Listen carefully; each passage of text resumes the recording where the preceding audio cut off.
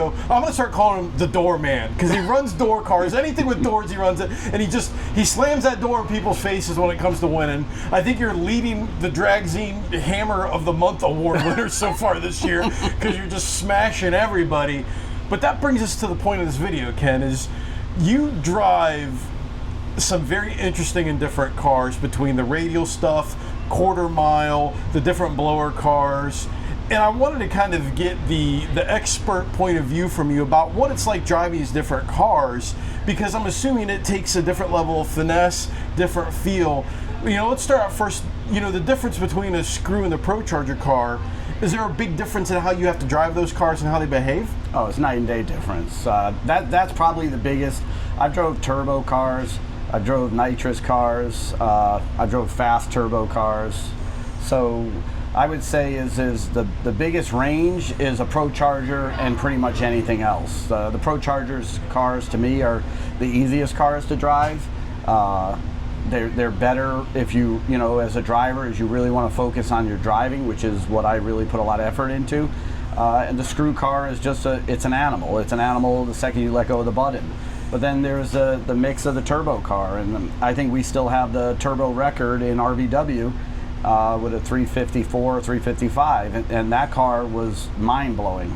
So I can't imagine what like Mark Mickey and Jay Cox and those guys feel, because those cars are so much better now than when I set the record. Yeah, but every car is different. You just got to kind of, if you really pride yourself in driving, it's not that hard to bounce between cars. Even at an event like this, you see Lyle Barnett's racing 4 different cars, so it's not that bad. I guess, people hear it's a blower car, is a blower car, is a blower car. No, because like you said, what are the nuances between the screw and the ProCharger car with like how they operate and how your procedures and what you have to do? Is there a lot of difference with them? As far as procedures or staging, there's really no difference burnout wise. A screw car requires, a little less foot pedal to do a burnout. Obviously visibility is awful in a screw car. Yeah. If I was your size, it'd probably be easier, but because I'm a little guy, I got to sit on some pillows and some books and stuff to be able to see over the hood. But a perfect example was Snowbirds over the fall, and I raced Kai Kelly. I was in the left lane, and I lifted, and there was a lot of debate whether I needed to lift or not. But the issue was I couldn't see anything on the right side of the car.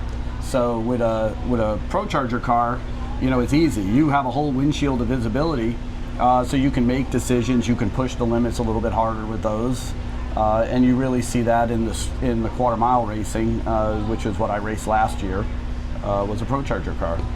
I didn't think of it that way with like the decision making and like your track orientation, that with a blower car that would make that much of a difference. Like I could see with like, with the tree and whatnot, but yeah, with what you're doing down track, that's another thing that I think people, again, they don't understand, they don't drive, that is visibility plays a role with, your peripheral on, hey, where's that wall at, where's the other car at, right? Oh, it's 100%, and I always laugh because I used to, break Melly Salemi's balls all the time, that, she drives with the wheels 2 feet in the air, and I would be racing against her in my ProCharger car, and the front end was not even an inch off the ground. And now I have so much respect for her and people like her that can drive those screw cars competitively and successfully, because for me, and I imagine to be the same for her and some of the other people, you don't see anything in the right side of the car. So now you're driving off a feel.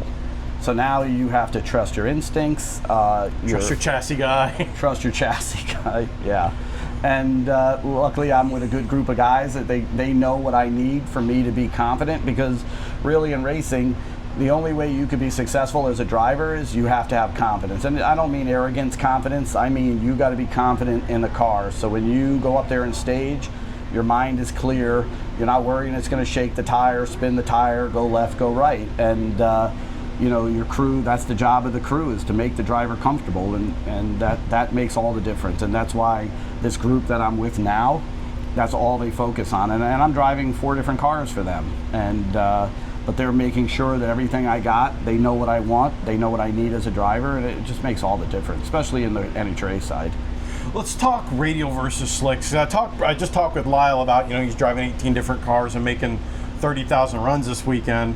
Radials versus slicks, again, different animals. They go fast, but a slick tire, from my experience, it feels like almost on like a boat per se, and the radial is hooked up and going. And that's just, going my little simple speeds. I can only imagine that's exaggerated tenfold in a Pro Mod, right? Oh yeah. So I could say this: if you want to know what it's like to drive an RVW car at 200 miles an hour, just drive down the highway in the left lane doing 100. It really doesn't feel much different. You feel the speed, but the car drives really well.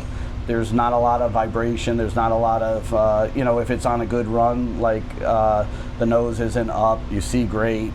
It's smooth, it's quiet. It's just much simpler. Whereas if you want to know what it's like to drive a Pro Mod, I'd say get up at 2 in the morning in February when it's 20 degrees out and go drive down the highway on a Harley and just rip it down the highway in a Harley in the breakdown lane. And that's what it's like to drive a Pro Mod. I mean, they're hard to drive. And I laugh when I see people say that they just want to, they're going to put a car together and just jump in it and go to the Winter Series or go race against PDRA guys.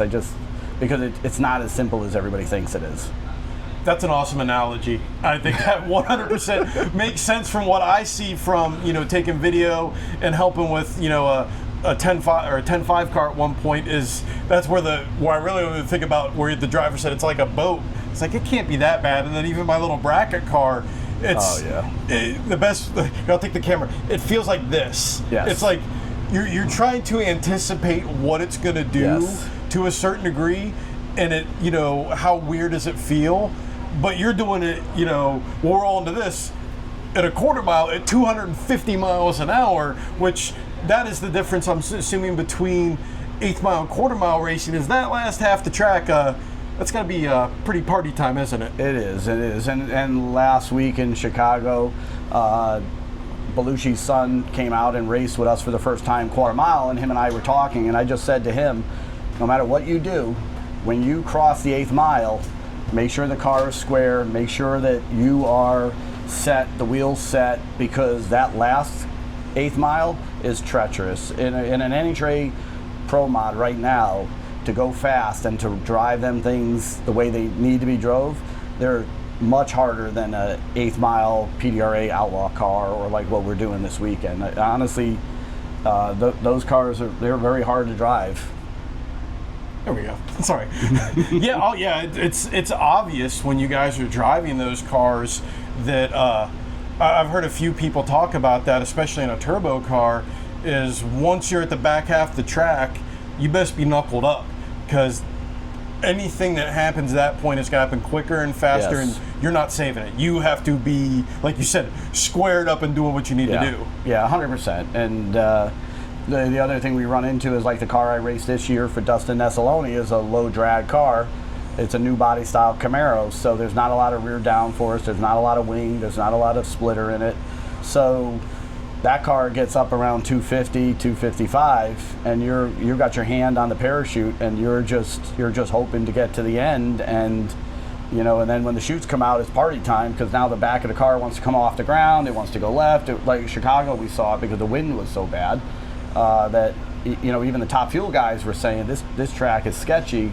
I don't know how the Pro Mod guys are getting away with it, and it was a lot, and so quarter mile racing is definitely harder than what I had thought it was going to be. Different animal than, like you said, 8th mile even at 200 miles an hour is different than that last 50 mile an hour out the back is just totally different. And then you've also even gone that fast on radials in a quarter mile, which again puts you, in my opinion, in totally different air, because with Ray Litz with his X car, that was going almost 200 on a 275, and you could look at the G meter and see when it was getting unhappy. Like you could see in the data the car was coming unscrewed. Oh yeah. I could not imagine in that Corvette when you were doing that. That had to be pretty much like, did you just hold your breath the entire back half? Like, it was please tough. behave? It was tough. We were having to put tires on it every run because at 256 in the quarter mile on a radial, it was shredding the tire or just peeling chunks. They call it chunking, which, I don't know what that means, but we were losing chunks of the tire. And that was, I remember in the semis, and I said to my wife, I don't know if I could do this 2 more times tonight, because now it was getting dark, it was getting cold, and we had gotten down to the semis, and it you know, was spun right off the button there for us. But I don't know if I would have went 250 2 more times that night. And a Pro Mod's much easier. Believe it or not, I think that Corvette now in hindsight drove better than the Pro Mods drive in the quarter mile now. You know, with 8 mile, you could be out of trouble. You could be in trouble a little bit with a Pro Mod in an 8th mile, because you could be rolling out of it at the 400 feet and still get through the 8th mile and still have a pretty decent lap.